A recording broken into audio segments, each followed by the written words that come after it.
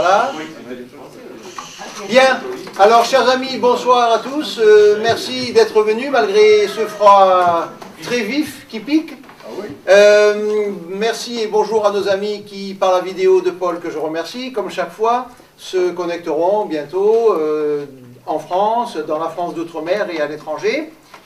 Nous recevons ce soir Alain Bourri pour le quatrième volet de notre enquête sur la République qui se déroule normalement. Nous étions mardi à Aix-en-Provence, chez nos amis d'Aix, qui eux également font leur café actualité. Alors eux, c'est le premier mardi du mois, nous, c'est le second samedi. Mais voilà, dans la FRP, ces cafés se déroulent régulièrement et cette belle régularité permet que nous pouvons offrir, notamment ici à Marseille, par le biais des vidéos, de la matière à ceux qui veulent réfléchir sur les grands sujets de l'actualité. Nous avons reçu, vous vous en rappelez, en octobre Gérard Leclerc qui a parlé de l'idéologie fondatrice de la République. En novembre, c'est Antoine de Crémier qui a parlé de la crise. La République défend-elle la France face à la crise? En décembre, avec la fougue qu'on lui a découvert et qu'on lui connaissait, mais qu'on a découvert, Laurent Wetzel a traité le sujet extrêmement intéressant. Ils ont tué l'histoire, qui et pourquoi. Et ce soir, Alain va nous parler d'un thème passionnant, très important, très actuel. Quelle Europe voulons-nous? Alors voilà, on continue notre travail. Je vous rappelle très rapidement, mais vous l'avez sur les deux blogs de la FRP et de la Faute à Rousseau, les prochains rendez-vous. Donc pour Aix, c'est facile à se rappeler, c'est le premier mardi de chaque mois. Donc mardi 5 mars, mardi 2 avril, mardi 7 mai, mardi 4 juin. Et pour nous, Marseille, ça sera le samedi 9 mars, le samedi 6 avril avec Jean-François Mattei, le 11 mai où on panachera avec Jeanne d'Arc, comme on l'avait fait avec toi d'ailleurs Alain l'année dernière, mais ça j'en reparlerai après, et le 8 juin, nous clôturerons avec Jean-Baptiste Daunier qui nous parlera d'un sujet extrêmement intéressant et ouvert, notre projet anti-moderne, l'autre modernité possible. Jean me charge de vous dire qu'il y a Pierre Chalvidon qui viendra, mais ça, on verra après. Alors, juste un petit mot très court. On m'a demandé de faire court, c'est très difficile. Simplement pour vous remercier. Pour remercier ceux qui, parmi vous, envoient, nous vous avions dit en toute simplicité il y a quelques semaines dans la Faute à Rousseau, que rien ne se faisait sans argent. Et nous vous avions dit que notre quotidien était gratuit et le resterait. Et que nous demandions seulement à ceux qui voulaient nous aider de nous donner sur l'année 5 € ou plus évidemment. Et nous recevons tous les jours régulièrement des participations, encore une fois, de la France d'outre-mer et de l'étranger. Alors, vous recevez chaque fois un message de remerciement, c'est la moindre des choses, mais j'en profite ici pour le redire publiquement. Merci également aux cotisants, aux plus rapides, qui ont déjà envoyé les premières cotisations, qui sont bien arrivées. Il en arrive encore. Et il en faudra encore aussi, parce que là aussi, ça fait du bel argent sonnant et trébuchant. Et merci à ceux qui envoient des participations comme ça. Voilà. Alors, la progression du blog, je n'en parlerai pas, mais parce que je n'ai pas le temps, je laisse le temps à Alain. Mais je peux vous dire que le blog progresse, il continue, et il faut qu'il continue. Il ne faut jamais se satisfaire des progrès. Il faut les conforter, les consolider et les amplifier. Voilà. Alain, je te laisse la parole. Là, on ne peut pas dire que j'ai été long ce soir. Hein. C'est bien, voilà. Bon. Donc moi je vais vous parler de l'Europe. C'est un sujet immense. D'ailleurs je me demandais comment dans le cadre d'un exposé si court, je pourrais arriver à mettre tout ce qui doit être dit. Alors, je vais envisager l'Europe sur le plan de ce qui peut faire son unité et de ce qui également fait sa diversité. L'Europe, on pourrait dire, entre une unité possible et des discordes réels. Voilà. Je ne pourrais pas vous donner de réponse sur quelle Europe nous voulons, comme l'a dit François. En fait, c'est à partir d'éléments de réflexion que nous devons essayer de bâtir un vrai discours sur l'Europe qui ait un sens. J'ai vraiment limité au maximum l'introduction. Je vais me contenter de vous donner mon plan. Ce sera peut-être le plus simple. Dans une première partie, qui sera explicative, je vais vous faire une sorte de présentation de l'Europe. Ça paraît une gageure, hein, mais l'Europe sur le plan de ce qu'elle est historiquement par rapport à l'unité qu'elle représente et par rapport à l'immense diversité qu'elle est aussi. Quand cette première partie aura été faite, on peut se lancer dans on pourrait dire une suite dialectique en 3 parties sur ce qui s'est passé réellement après, à partir de 1945. En 1945, les nations d'Europe ont senti un déclin énorme. Là, je vous en parlerai, ce sera le premier moment de ces 3 parties dialectiques. Le second moment, c'est les tentatives d'unité européenne qui ont été faites. Ce qu'on en pense, l'Europe telle qu'elle a été construite dans les années 50, et ce qu'elle est aujourd'hui, qui en est la suite. Et enfin, dans une ultime partie, j'essaierai de voir quelle Europe correspondrait à ce qu'on voudrait, en fait, c'est-à-dire à partir de la chronologie et à partir de nos idéaux, quelle Europe on pourrait envisager actuellement dans le présent. Alors, je vais commencer par le survol historique. Quel est le destin de l'Europe, en fait? Cette Europe dont on va parler ensuite. L'Europe est un continent, bon, c'est un bout de l'Eurasie, ce sont des choses évidentes, un continent extrêmement varié, qui avait déjà une situation privilégiée. Il faut quand même se rappeler que la civilisation qui est née chez nous, qui prend la forme de la Grèce, de Rome, du Moyen-Âge, etc., de la civilisation industrielle moderne aussi, ne s'est pas installée comme ailleurs. C'est curieux de constater qu'en Égypte, en Chine, en Mésopotamie, la civilisation est née à partir de fleuves, autour desquels une population autochtone s'était agrégée et avait créé une forme de culture. En Europe, ce n'est pas le cas. En Europe, c'est les populations indo-européennes descendant petit à petit du Nord qui, en découvrant des populations autochtones préexistantes, ont créé la culture européenne. Les Grecs par rapport aux Crétois, on pourrait dire ensuite les Italiotes, les Romains par rapport aux Étrusques et à ce que les Grecs avaient déjà fait de l'Italie, beaucoup plus tard les populations germaniques par rapport à la romanité. Voilà comment la civilisation est venue chez nous. Alors, ce qu'on pourrait faire, c'est faire une enquête sur les 3 grandes situations géopolitiques que l'Europe a connues. Alors je simplifie à outrance, là. Antiquité, Moyen-Âge, temps moderne. Dans l'Antiquité, il y a un semblant d'unité européenne par Rome, en fait. C'est vrai que c'est qu'une demi-Europe. Rome se crée autour du bassin méditerranéen. Il y a donc le nord de l'Afrique, une partie de l'Asie mineure et le sud de l'Europe. Mais c'est déjà un début d'Europe. D'ailleurs, c'est sur cette culture romaine et grecque que toute Europe future cherchera à exister et à se construire. Donc il y a déjà un semblant d'Europe, mais une Europe méridionale, puisque les Germains et les Slaves n'en font pas partie encore, mais il ne faut pas opposer en fait cette Europe méridionale romaine à une Europe barbare. C'est une vision qui est quand même manichéenne, limitée. La plupart des peuples germaniques, par exemple les Francs en particulier, mais d'autres, ne rêvaient que d'être intégrés en fait à l'impérium. Hein. Donc il y a déjà un semblant d'Europe, une culture unique qui se fait de l'Irlande à la Grèce, puisque nous parlons de l'Europe, même si elle se développe aussi encore plus loin sur le sud. Dans le Moyen-Âge qu'il faut faire partir en fait, faire arrêter au XIVe siècle, puisque la guerre de 100 ans, 14e, 15e siècle, annonce réellement les temps modernes. Dans le Moyen-Âge, il y a une Europe qui existe, c'est la chrétienté. Même si les royaumes féodaux, les principautés se heurtent sans cesse, il y a une unité véritable qui est l'unité chrétienne. Il y a un semblant d'Europe. Tout change avec les temps modernes.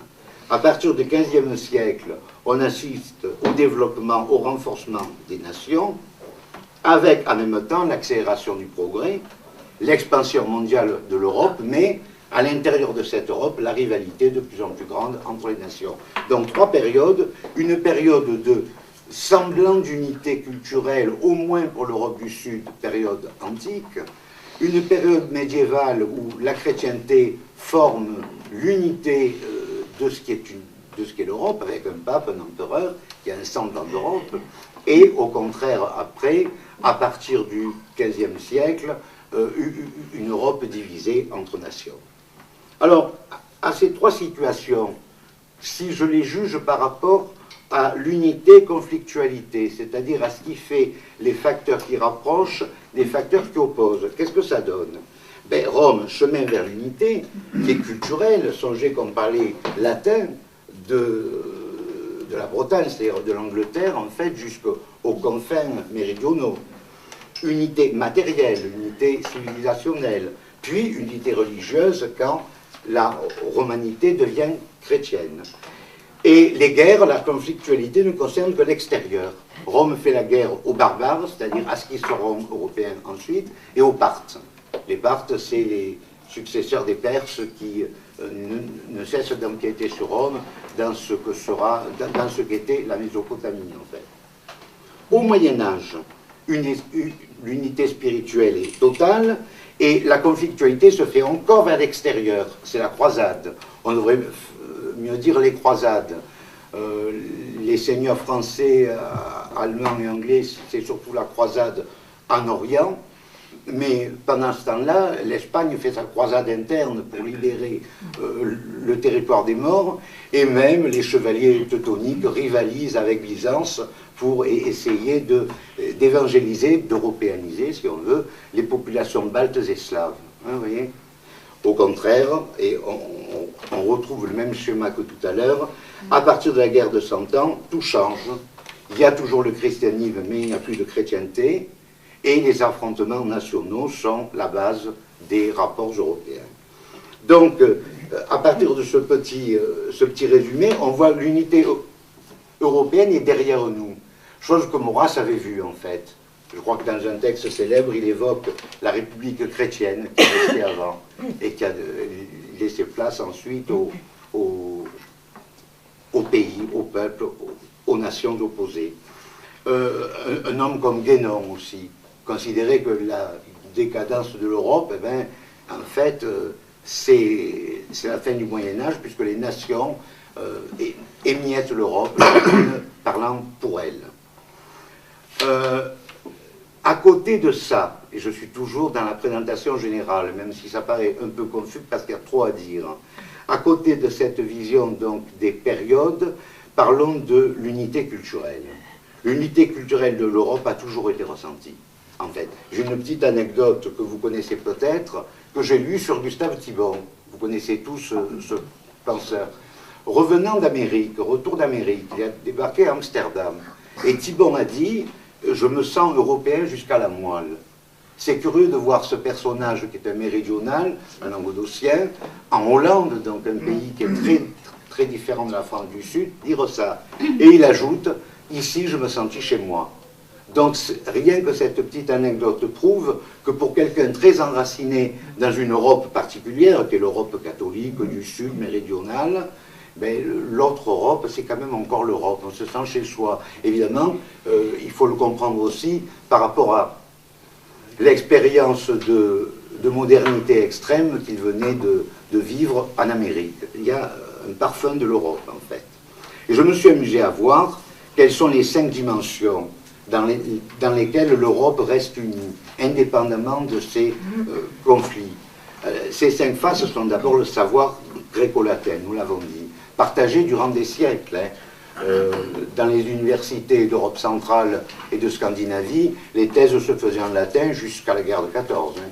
Donc c'est quelque chose d'extrêmement vivant. Le grec et le latin restent encore pour nous, indépendamment d'objets de culture, des bases linguistiques.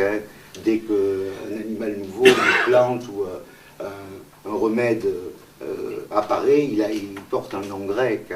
On a même inventé oncologue en retrouvant à la place de cancérologue, parce qu'on a découvert qu'un mot grec, onkos, signifie boursouflure, convenait mieux que cancérologue, où on avait le malheur de mélanger le latin et le grec. Donc ça reste évident. Seconde face de cette unité culturelle, la religion chrétienne. Comme foi, bien sûr, mais d'une façon, je dirais absolue, comme base de la loi et de la morale. Ce qu'on appelle morale, en fait, c'est le développement de la pensée chrétienne dans toute l'Europe, après dans le monde entier. Mais c'est en Europe que ça s'est fait. Troisième point, l'art. Je pense que c'est important aussi. Il y a un art européen. L'art français est européen, l'art allemand est européen. La musique de Bach, si on le prend par un certain aspect, il n'y a rien de plus allemand et de plus nordique et protestant dans cette musique-là. Mais qui ne nierait que c'est une musique européenne et qui d'ailleurs a influencé tous les compositeurs. Je pense, pour l'architecture, c'est encore plus net. Hein. De l'art roman à l'art nouveau de la Belle Époque, c'est européen. L'art roman est né en Catalogne, en France du Sud, en Italie, mais après, il y a des églises romanes du sud de l'Espagne à la Scandinavie. L'art gothique, on appelle l'art français, en fait, qui est né entre Seine et Loire, on pourrait dire, ou entre Seine et Saône, plutôt, oui. Dans cette partie-là, ben, l'art gothique est devenu européen. Juste, je vous dis, aux arts les plus actuels. Quatrième pilier de cette unité culturelle, la puissance scientifique et technique. On n'y pense pas assez. C'est une création de l'Europe. Même si on peut affirmer que les mêmes découvertes ont été faites un peu partout, enfin un peu partout, c'est en Chine ou c'est chez nous en fait. Hein. C'est quand même l'Europe qui les a mises en œuvre, qui a de la science créé une technique en fait. Quatrième point d'unité européenne. Quand vous lisez n'importe quel livre de vulgarisation sur les savants, qui se souvient que Homme était allemand et que tel autre était français? Ce sont des savants européens.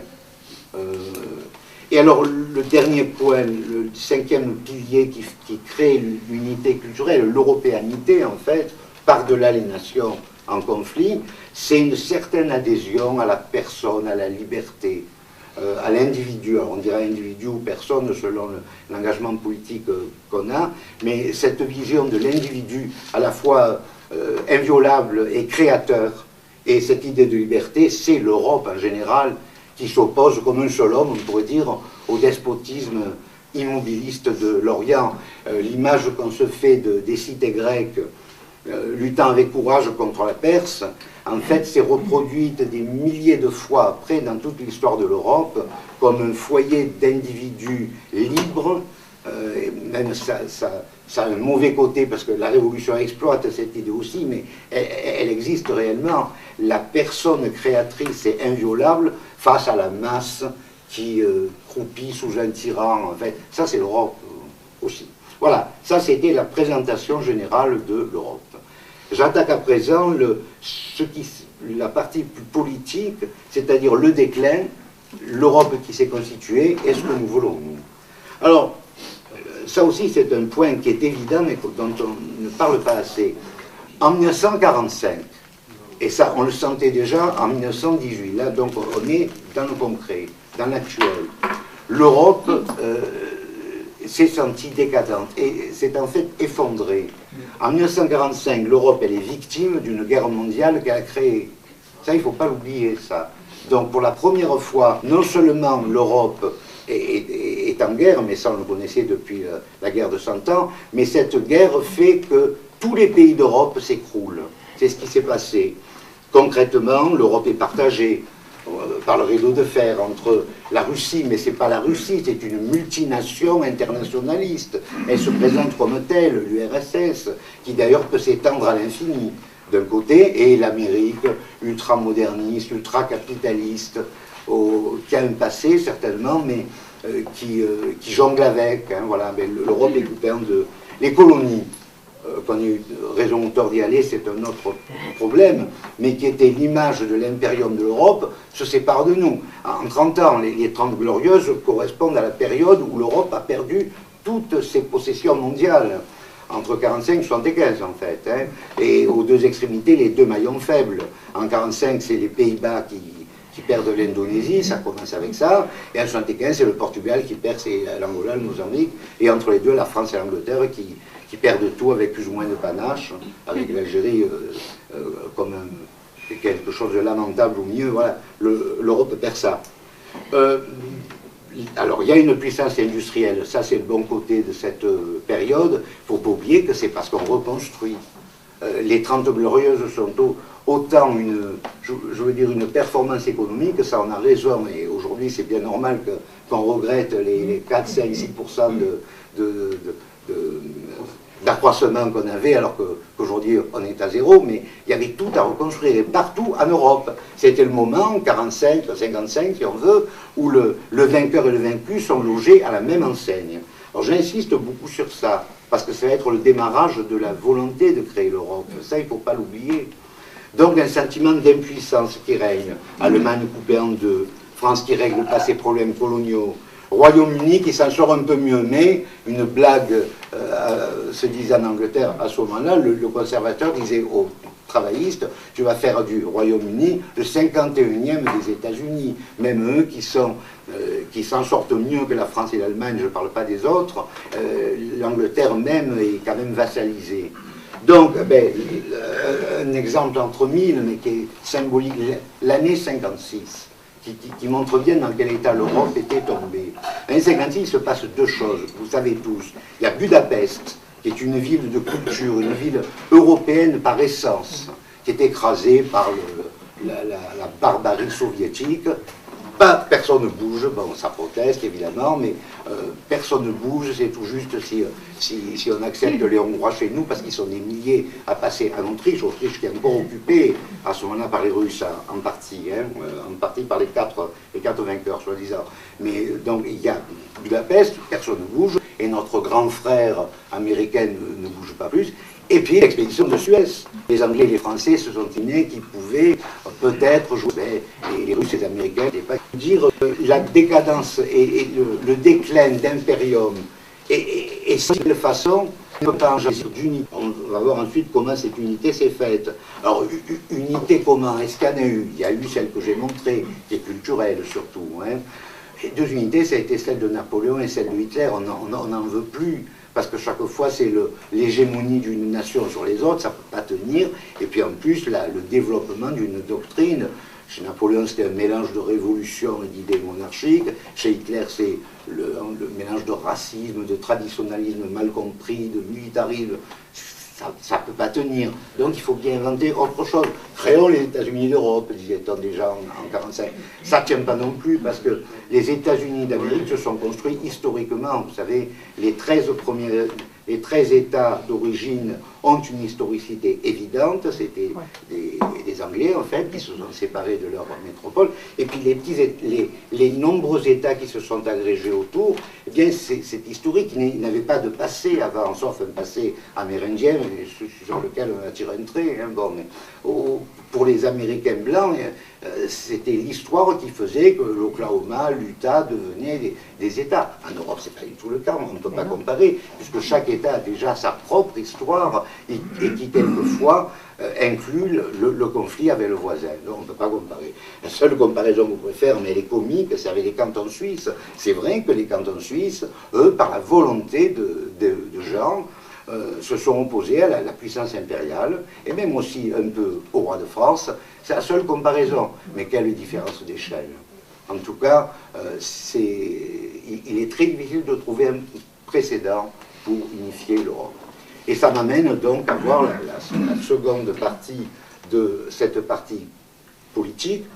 L'Europe se fait. Donc, à partir de 45, 46, 58, on a déjà le marché commun. Alors cet embryon d'Europe à 6, je parle de l'Europe telle qu'elle était vers 58, et puis l'Europe actuelle, parce que sinon on se noierait dans des détails, c'est impossible. L'Europe économique, des fois on dit, ce n'est qu'une Europe économique. C'est normal, puisqu'il s'agissait de reconstruire, donc c'était bien de commencer par là. Elle a même quelque chose d'historique. Si on regarde la forme de l'Europe des 6, et si on y ajoutait l'Autriche et la Suisse, on a l'Empire franc, en fait. Hein. Il suffirait d'enlever l'Italie du Sud, et pourquoi l'enlever, même à la limite, mais surtout d'ajouter les deux États alpins pour qu'on ait quelque chose d'historique. Donc il y avait quelque chose. Mais, évidemment, aucune valeur spirituelle. Même si des gens comme de Gasperi, comme Schumann, comme Adenauer ont essayé de donner cette valeur-là. Il y a même qui disait une Europe va tout créer. Bon. Mais ça n'a pas tenu à cause de la République chez nous et à cause du complexe allemand. L'idéologie républicaine de cette époque jusqu'à maintenant a empêché que toute référence traditionnelle chrétienne existe. La France républicaine n'allait pas accepter que l'Europe nouvelle accepte des valeurs qu'elle avait foulées aux pieds chez elle.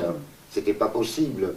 Et l'Allemagne, de son côté, avait une peur bleue et c'est encore le cas quand on entend parler certains Allemands, on ne comprend pas que ça dure tant, hein, mais l'idée qu'il est mauvais pour l'Europe d'être puissant, parce que l'Europe a connu Hitler. Mais il n'y en a eu qu'un de Hitler, hein, je veux dire, il devrait passer sur sur ce point-là, mais alors avec le pusillanisme allemand, on pourrait dire, et l'idéologisme français, ce semblant d'Europe qui n'était pas négatif en soi, ne représente pas grand-chose et s'est ramené à un accord économique.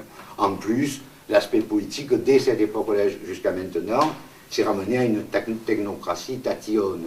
On me dit souvent que l'Europe, encore aujourd'hui, elle est capable que de mesurer la taille des pots de confiture ou de dire aux paysans qu'il faut produire plus, un an après lui dire qu'on lui donne des sous pour qu'il détruise ses champs. Bon. Mais alors, attention à cette critique qu'on fait. Si justement le peu d'Europe qui se crée à cette époque et qui est encore aujourd'hui est si bêtement tatillonne, c'est pas qu'elle n'a pas d'autres grains à moudre. C'est évident que si on voulait, et là je pose un problème qui est énorme, qu'on ne pourra pas résoudre, voilà, si on veut que l'Europe ait une puissance dans laquelle la France joue un rôle, il faudra bien que ces nations rivales admettent peu ou prou un partage de souveraineté réelle, au moins sur la diplomatie et sur la guerre. Et tant que ce n'est pas le cas, qu'est-ce qui reste aux politiques? Uniquement le fait de gérer les détails. Voilà, ça, c'est une parenthèse qui est importante. Hein.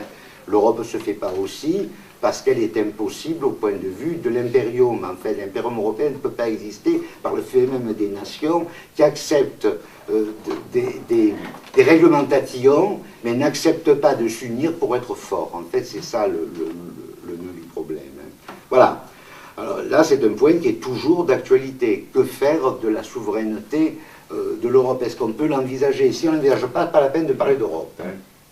Il y aura toujours l'impuissance, il n'y aura plus que la culture, et encore, c'est pas sûr, hein. Mais si on n'envisage pas ce point de partage évidemment, avec un dosage, hein, partage de la souveraineté sur le plan d'une armée, même, j'en reparlerai un peu après, mais c'est évident avec les événements actuels, hein, bon. Il n'y a rien qui marchera. Alors ça, c'était la création de l'Europe. Alors 50 ans après, où en sommes-nous? Ben, pareil, sauf que là, l'Europe se développe à une vitesse grand V. L'extension à 30 nations. Vous vous rendez compte de l'absurdité que ça représente? Si je dis 30, c'est qu'ils ne sont que 27, mais vous savez que la Bosnie-Herzégovine, la Croatie, la Serbie vont bientôt en faire partie, donc ça fera 30, et d'ici qu'ils ajoutent l'Albanie, la Macédoine ou autre, on dépassera ça. J'interprète cette extension à une fuite en avant, parce que chaque fois ça fait des problèmes nouveaux. On l'a bien vu avec la Grèce qui s'était infiltrée dans l'Europe en fait en trichant, vous le savez, elle ne devait pas être admise, c'est en trichant sur les chiffres que l'Europe, la Grèce s'y est mise. Alors en prenant tous les pays sous prétexte qui sont en Europe, en faisant de la géographie en fait, c'est une fuite en avant. Les problèmes accumulés sont jamais résolus. Alors ça, c'est le premier défaut de cette grosse Europe qui est actuelle. Le second est encore pire. Hein. C'est que certains voient dans cette grosse Europe tentaculaire la marche vers un État mondial. N'a-t-on pas évoqué l'idée que la Turquie y adhère? Hein. Alors, c'est vrai que le Congrès de Vienne avait reçu le sultan. Alors, ce serait mal. La Turquie y était, mais la Turquie, c'était... elle avait le quart de l'Europe à cette époque-là. Hein. La frontière de l'Empire ottoman, il allait jusqu'à la Drave et la Save, presque jusqu'au Danube. Hein. Là, c'est plus le cas. On a renvoyé les Turcs chez eux. Il ne leur reste plus que le petit morceau de Thrace, parce que Constantinople n'a pas pu être... Les Russes voulaient le rafler, mais les autres peuples l'ont pas voulu. Et puis la capitale est Ankara, c'est pas l'Europe. J'ai entendu dire Israël et le Maroc pour être dans l'Europe. Vous voyez, c'est vous dire que, eh oui, parce qu'Israël, parce qu'ils confondent l'idée d'Europe avec l'idée comment dire, en particulier Israël. Hein. Ils confondent l'Europe avec une idée de vague de droits de l'homme, d'une certaine vie soi-disant démocratique. Ouais. Ça ne peut pas aller. C'est donc une Europe qui se construit sans tenir compte des réalités. Alors, il y a l'unité monétaire qui a été faite, l'Europe actuelle. Ça aurait pu faire quelque chose. Sans être économiste, je constate que l'euro n'a rien réglé, parce que le supprimer ne réglerait rien non plus, mais ça n'a rien réglé, puisque c'est une monnaie qui est réputée forte. Vous avez observé que l'euro est une monnaie forte, alors que les Chinois se débrouillent pour avoir une monnaie faible, qu'ils trafiquent, pour effectivement être plus compétitifs. Hein. Et cette monnaie forte, elle correspond aux marques. Donc la présence de l'euro, je ne veux pas m'étendre là-dessus, ça aboutit au fait qu'il y a une dichotomie énorme entre le nord et le sud de l'Europe. En fait, ça intéresse ceux qui marchent comme l'Allemagne, et qui marchent bien, ils ont raison, pour les Pays-Bas, le Danemark et l'Autriche, et puis la France est entre les deux, puis les pays du sud sont pas... Ça leur va pas, cette monnaie, quoi. En plus, même si on dépasse le problème de l'euro, on n'est pas du tout un acteur de géant. Les chiffres, bien sûr, on est les premiers, mais tel quel, la soi-disant vraiment présente.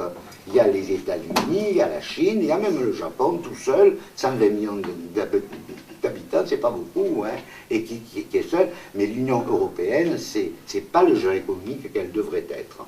L'Union européenne est un spectateur passif de ce qui se passe. Si je mets ensemble politique et économique, regardez sur l'échiquier mondial ce qui s'est passé dans les années 95 dans l'ancienne Yougoslavie.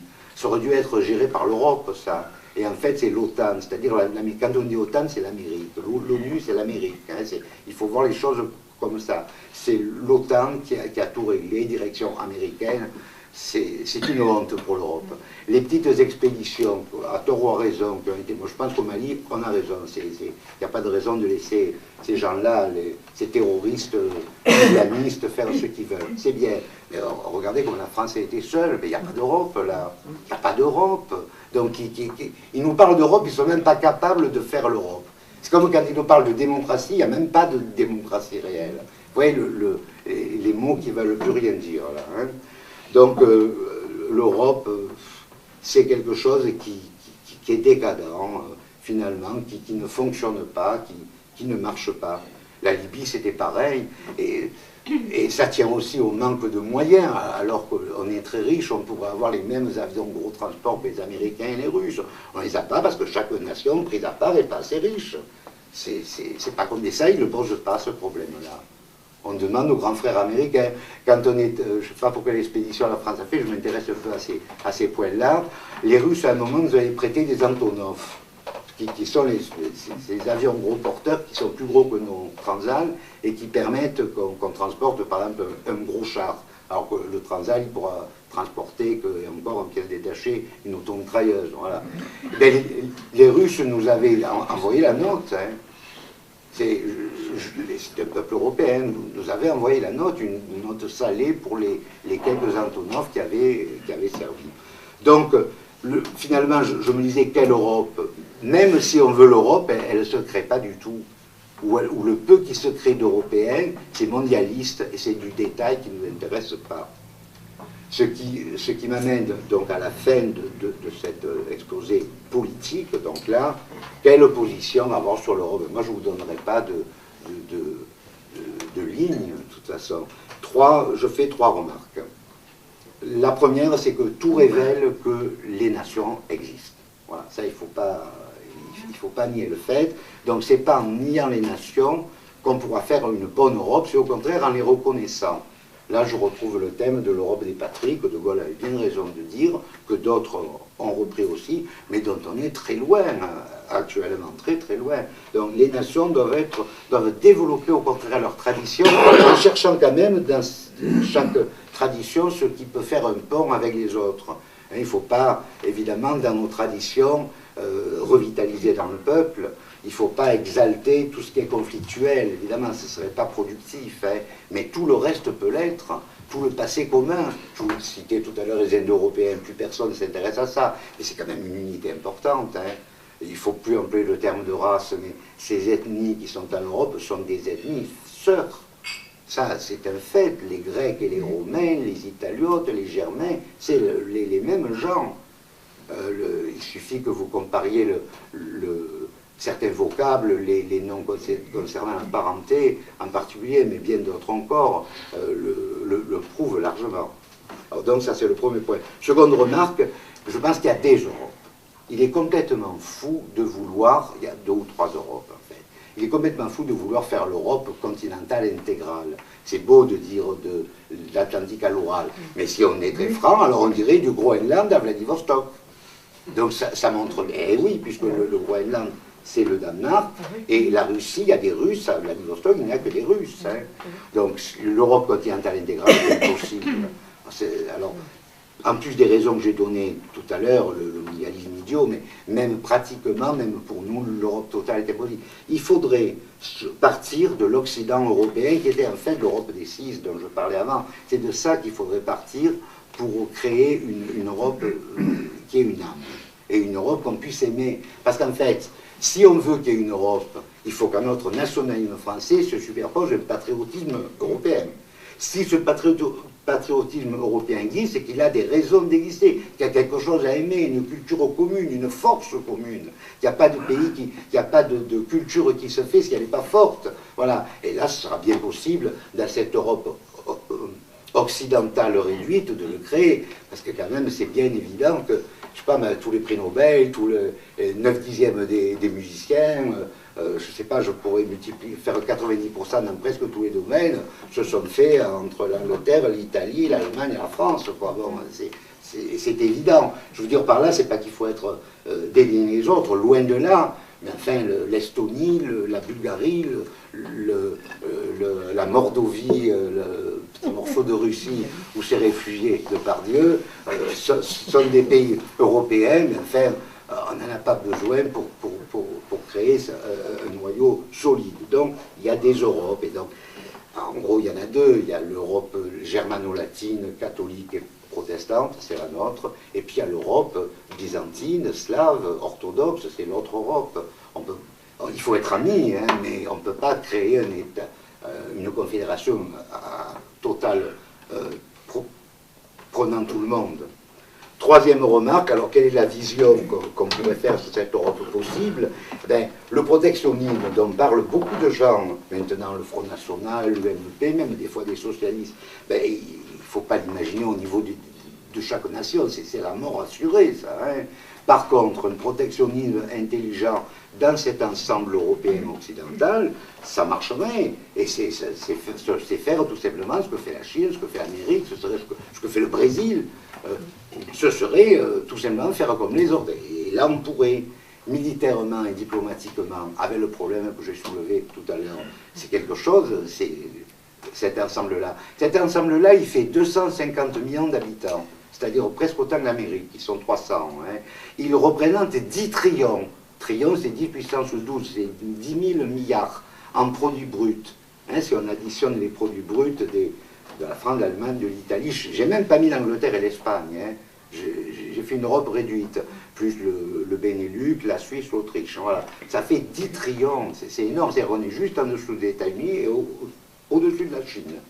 Il y a beaucoup de choses à faire. Voilà, il me semble que ces évidences sont telles que ça m'étonne qu'on ne le dise pas plus. Ça. Voilà.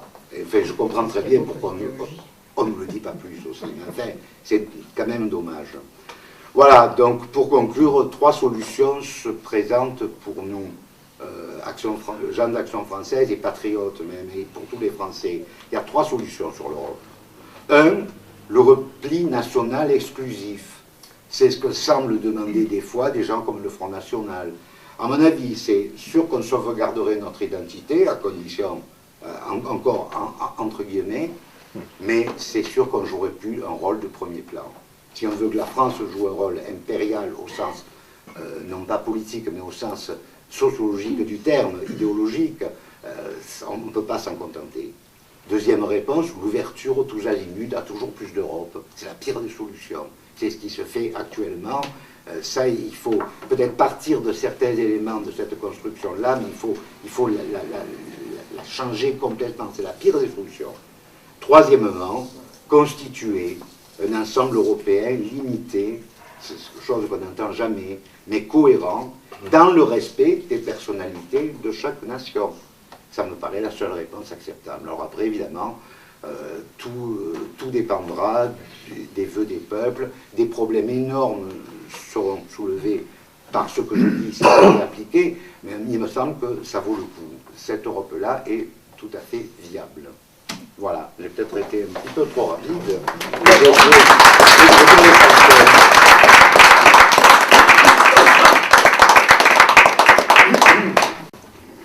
Conformément à la tradition, le débat est ouvert. Vous posez des questions concises, précises, courtes, par définition, parce qu'elles sont concises. Vous laissez répondre l'orateur, et puis après, vous laissez parler une autre personne de façon... Mais là, je pense... Alors, peut-être qui veut commencer? Pourquoi, à partir du binôme franco-allemand, le reste suit? Parce que historiquement, la Belgique, la Hollande, c'est l'ancienne Bourgogne, en fait. L'Italie du Nord, c'est la Lombardie, ça faisait partie de l'ancien empire. Tout ça est très lié. Je vous signale que dans cette Europe réduite, il n'y aurait que 4 langues. C'est pas il y aurait l'allemand, le français, l'italien, le néerlandais. C'est pas plus de langues qu'en Suisse, et qui s'en sort fort bien. Hein. Ce ne serait pas une Babel, en plus, hein, vous voyez. Donc je pense que c'est pas la peine de se réduire autant. Je pense que à faire une Europe possible, il faut quand même qu'elle ait une certaine consistance. Et moi, je vois pas quel intérêt même il y aurait à ce que la France et l'Allemagne seules se groupent. Les autres pays... que penses-tu des formes de chantage qu'exerce le Royaume-Uni sur Bruxelles, sur l'Europe? Oui, mais ça, de chantage. Ce que j'en pense, c'est que c'est... Que penses-tu de la place du Royaume-Uni au sein? C'est deux choses. Oui. Le chantage, entre guillemets, que fait l'Angleterre, c'est dans la tradition de la politique anglaise. Hein. Ils sont nationalistes et marchands, c'est-à-dire qu'ils feront tout pour marchander le maximum d'intérêt pour eux. Je marche avec vous quand ça m'arrange, si ça ne m'arrange pas, je ne marche pas. Voilà. Hein. Alors, pour ce qui est de la place du Royaume-Uni, pour moi, c'est comme le monde ibérique. Je pense que c'est évident que l'Angleterre et l'Espagne, le Royaume-Uni et l'Espagne, sont de l'Europe occidentale autant que l'Allemagne et l'Italie. Mais ce sont des peuples qui sont tournés vers le large. C'est-à-dire que l'Angleterre, elle a quand même créé les États-Unis, elle a créé l'Australie. Pour un Anglais, ce qui domine le plus, c'est le Commonwealth. Même aujourd'hui, ils sont un pied dans l'Europe et puis dans l'Europe. L'Espagne, c'est un peu pareil aussi. L'Espagne, c'est quand même l'Amérique latine. Je trouve qu'on peut imaginer qu'ils font partie de l'Europe, tout à fait. D'après ce que tu dis, ils ont leur place. Pour moi, moins évidemment que le bloc que j'ai dit. Voilà. Mais c'est une vision personnelle. Sylvie, es-tu satisfaite de la réponse? Oh, oui, absolument. Bien, Jean-Louis. Tout à l'heure, vous avez parlé des 5 faces, oui. Donc sur l'origine de l'Europe. Oui. Donc vous avez évoqué la puissance scientifique et oui. technique en parlant des Chinois. Comment vous avez reçu et quelle réponse vous faites à la tentative qui a été faite de faire croire que la pensée d'Aristote était arrivée par les Arabes, avec les attaques contre le bouquin de Sylvain Guggenheim. Il y a quand même eu toute une béchamel de montée. Alors, voilà, pour expliquer que ce qu'avait dit Thomas d'Aquin, bon, ça n'avait pas été compris. C'était Averroès, en réalité, qui avait transmis la pensée d'Aristote à l'Europe et à la Sorbonne. C'est en partie vrai, voilà. Je crois que là, ça allait loin quand même. Les deux positions, il y a 2 positions vraiment extrême. La vérité, c'est que le thomisme, bon, c'est une philosophie originale. Saint Thomas connaissait Aristote, son maître Albert le Grand connaissait Aristote.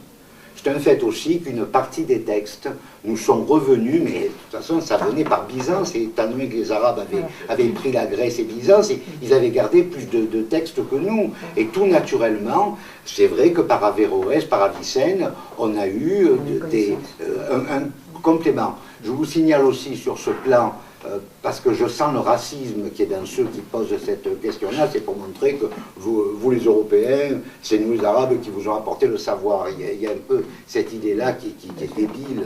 En plus, Averroès et Avicenne, vous le savez, ne sont pas arabes. Hein. Averroès est un andalou, c'est-à-dire un mélange certainement à l'époque il y avait les Almoravides, puis les Almohades, de Berbères et d'Européens. Quant à Avicenne, Ibn c'est un persan. Hein. Bon. Mais donc l'idée que quand même les Arabes nous aient apporté, et les Juifs avec Maïmonide aussi, hein, et quand même ramener un peu de savoir grec, c'est vrai. C'est vrai, mais c'est conçu actuellement comme une machine de guerre, et de toute façon il s'agit du savoir grec. Chose qu'on oublie là. C'est que ce qui fait la culture musulmane dans sa grandeur, c'est justement qu'elle a puisé aussi au savoir grec. Ils ont eu cette chance-là. Sinon, ce serait quand même une culture de bédouins. Un peu. Ce qui fait la noblesse de la civilisation arabe, c'est que justement, elle puise aussi un peu au grec. Ils n'ont pas pris la pensée chrétienne, mais ils ont pris la pensée païenne. Ils l'ont eu aussi. Alors qu'on allait récupérer une partie par eux, c'est pas négligeable. Alors, sur ce point, je fais juste une petite parenthèse technique pour confirmer ce que tu dis. Vous avez sur le quotidien sur la Côte à Rousseau, dans l'album sur le Mont Saint-Michel, un résumé du bouquin de Guggenheim, un résumé qui est court, volontairement court, mais qui est bien complet et qui explique parfaitement tout ceci. Vous allez sur le blog, partie album, le Mont Saint-Michel, c'est la photo numéro 4, je crois, ou 5, peu importe, et vous avez le résumé complet de la thèse de Guggenheim qui est excellente. J'en profite pour dire encore un mot sur ce que vous avez dit par rapport au Moyen-Âge. L'idée d'un Moyen-Âge refermé sur lui-même, poussiéreux, complètement idiote en fait. Ça a été la période où les intelligences se fréquentaient le plus. Songez qu'un saint Thomas d'Aquin, il était italien, bon, encore qu'il soit d'origine normande en plus, d'origine viking. Mais sa famille était italienne, il a enseigné à la Sorbonne, son maître était le grand Albert qui était de Cologne, qui était allemand. Les universités des premières, c'était la Sorbonne, Bologne et York en Angleterre. Tout ça se tenait. Même les gens ne comptaient pas leur temps, donc on pouvait mettre des années à faire des parcours, mais tous les gens se parlaient, les intellectuels, je veux dire, les intellectuels se parlaient énormément, autant ou plus que maintenant. Et tu parles d'Albert le Grand. Oui, le Grand Albert. Tout le monde connaît à Paris la Maubert, Actualité, c'est Albert, qui a été directeur d'université, maître de Saint-Louis. Absolument. Et l'architecte de la cathédrale de Burgos, c'est Jean de Cologne, c'est le même qui a fait la cathédrale de Cologne. Si vous avez l'école de Burgos, c'est pas tout à fait les mêmes, mais elles sont pas. Et on voit l'unité d'Europe. Voilà. On voit l'unité Millions de d'Europe. fois par jour, des gens qui ont Maubert, c'est très bien. Alors, laisse-le pas une seconde. Si les Allemands envahissent l'Afrique du Nord, pensez-vous pas que l'Afrique du Nord serait un peu européenne? Ben, elle l'est pas, puisque si on regarde l'histoire à part de les peuples comme l'Égypte, les Numides, les Romains, quand même, je me rappelle de ce que j'ai lu, sentaient entre les Carthaginois et eux une grosse différence. Ils sentaient une différence, je dirais pas ethnique, mais de mentalité. Alors qu'ils ont été même intéressés par les Gaulois et par les Germains, dont ils devaient sentir fusément qu'ils étaient quand même liés à eux, sans parler des Grecs évidemment, dans cette compétition étrangère. Alors, qui n'étaient pas, c'est évident. Qui seraient restés chrétiens, c'est évident. Tous ces Numides, tous ces Berbères-là. Maintenant, européenne, pour moi, l'Europe s'arrête même, elle est morte de Méditerranée, l'Europe. Si on commence à dire qu'Europe est sur le ils vont me dire que l'histoire est européenne. Philosophie technique, bien sûr, c'est vrai. D'ailleurs, c'est pour ça que oui, philosophie. Maintenant, il y a une option pour moi, la pensée de l'Inde. Si vous vous intéressez à l'Inde, d'un peu près, aussi, mais les Upanishads, qui sont la traduction, disons, on pourrait dire, métaphysique de la religion de l'Inde, la religion ancienne, du brahmanisme, si vous voulez, voilà. Quand même là, pas vers la métaphysique. Parce que la métaphysique est une invention d'Aristote avec des Grecs, mais il y en a une tribe dans l'Inde, et de l'autre côté, la sagesse chinoise, à travers le taoïsme surtout, c'est la théorie du yin et du yang, vous savez, des contraires, et quand même un début de métaphysique aussi. Donc, réponse partielle, la vraie métaphysique technique, la philosophie technique, c'est nous qui l'avons inventée. D'ailleurs, ça n'a pas toujours été un bien, parce que ça nous a éloignés d'une certaine spontanéité, cette technicité de plein. Voilà. Mais la philosophie au sens large, on la partage avec l'Inde, avec la Chine, et plus près de nous, avec le monde arabe, étant donné qu'ils ont puisé eux aussi aux mêmes sources grecques. Voilà. Il y a quand même 3 ou 4 lieux où mais la vraie métaphysique, c'est grec. Tu sépares la métaphysique de la subjectivité de la philosophie. Pour moi, ce qui est important dans la philosophie, c'est la métaphysique, c'est-à-dire ce que justement, métaphysique est transnaturel, c'est ce qui est au-delà de la physique, de ce dont les sciences s'occupent. La physique aujourd'hui, c'est uniquement l'étude des corps, physique et chimie, mais la physique, c'est également les sciences naturelles, même la psychologie est une forme de physique, si on veut. La métaphysique, c'est tout autre chose. C'est ce qui expliquerait la raison infime, la raison profonde des choses. Alors, par contre, là où on a une base métaphysique, c'est la Bible. le peuple hébreu et le Christ en particulier annoncent une métaphysique. Et justement apporte tout ce qui manquait à la pensée grecque. Mais ça, il nous faudrait des heures pour en parler. S'il n'y avait pas eu la pensée chrétienne, judéo-chrétienne, la pensée grecque est insuffisante. Elle aurait certainement fait la base d'une sacrée science, comme on a connu un peu, d'une logique implacable, mais pas de la profondeur métaphysique. C'est un mélange de la pensée grecque et de la pensée judéo-chrétienne. Et c'est pour ça que le Moyen-Âge est si riche et me plaît tant, en fait. C'est parce que c'est l'époque où le christianisme et la pensée grecque se mélangent, en fait. Il n'y a pas que saint Thomas. Je vous renvoie un écrivain qui est juste après lui, hein, tous les grands rénants, tous les grands penseurs allemands, comme Jean Tauler, Maître Eckhart. Là, c'est encore mieux fait, c'est pas encore mieux, c'est le développement de saint Thomas d'Aquin avec justement ce qui manquait en métaphysique pour chercher qu'est-ce que c'est l'être, l'être avant l'être, que faisait Dieu quand il n'a pas créé le monde. Ça, c'est presque des choses qu'on voit chez Maître Eckhart. Alors lui, c'est un Allemand, oui.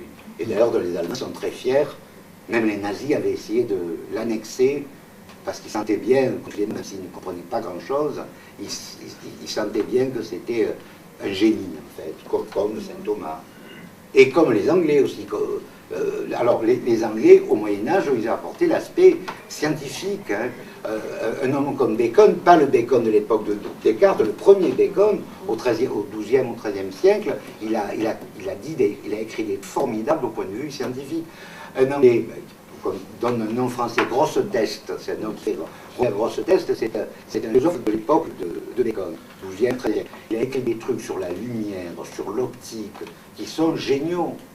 Ça, on n'en parle pas, c'est une période importante. En fait, ce qui manquait au Moyen-Âge, je sors complètement du sujet, hein, ce qui manquait au Moyen-Âge pour continuer tel qu'il était, c'est l'énergie. La découverte qu'il y avait une énergie autre que le muscle, en fait. Le muscle, le vent et l'eau. L'Occident, d'ailleurs, a pris une extension énorme quand au XVIIIe siècle, les Anglais, c'est encore un peuple occidental, ont découvert la machine à vapeur. Hein. C'est ça qui manquait au Moyen-Âge et à l'Antiquité. Il n'y aurait pas eu l'esclavage, il y aurait eu un bord énorme. Si on s'était aperçu qu'on fait que l'eau qui chauffe crée quand même une force. C'est incroyable qu'on ait attendu tant de siècles pour s'en apercevoir quand on voit le génie de gens comme saint Thomas, que finalement cette métaphysique nous a éloignés un peu du concret. Et c'est pour ça que c'est le peuple le plus concret d'Europe, les Anglais. Je disais tout à l'heure un peuple marchand, mais c'est aussi un peuple très pratique, qui pratique. Bon, à propos de l'hyperactivité, les Anglais sont pratiques, s'ils l'ont mis qu'il en technique, oui, oui, même parfois une action a lieu à deux endroits différents. Oui, c'est ça, voilà. Alors, je t'en prie. Les prodigieuses découvertes d'Einstein ont été découvertes en même temps en France par De Broglie, peut-être pas exactement, mais c'est Poincaré, à plusieurs endroits que se font les découvertes. Alors c'est celui qui pousse la chose le plus loin et qui a la chance d'être, je dirais, sous le feu de la rampe qu'on met en premier. Voilà.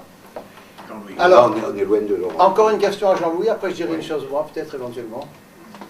Pour revenir à aujourd'hui, mettons celle depuis 1945, vous n'avez pas évoqué, alors, je ne sais pas ce que vous en pensez, en fait l'intervention souterraine ou officielle des États-Unis. Parce que la désorganisation, tout à l'heure, vous avez évoqué l'ordre de la défense, en disant on n'a pas d'argent. C'est pas ça.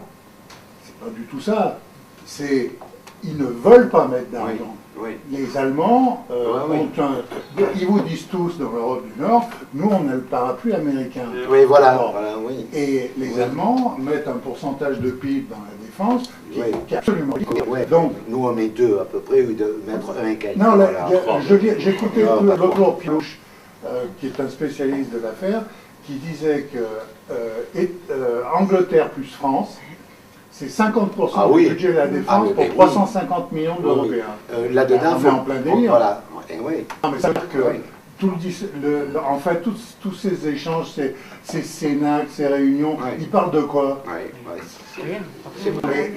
Et vous demandez à Hubert Védrine, et Védrine, il vous fait un exposé en disant mais ils ne veulent pas mettre d'argent, personne ne met d'argent. C'est parapluie américain. Ouais, mais c'est une erreur, évidemment. Non mais C'est une le erreur. facteur américain dans l'Europe, il est fondamental. Hein. Ouais, oui.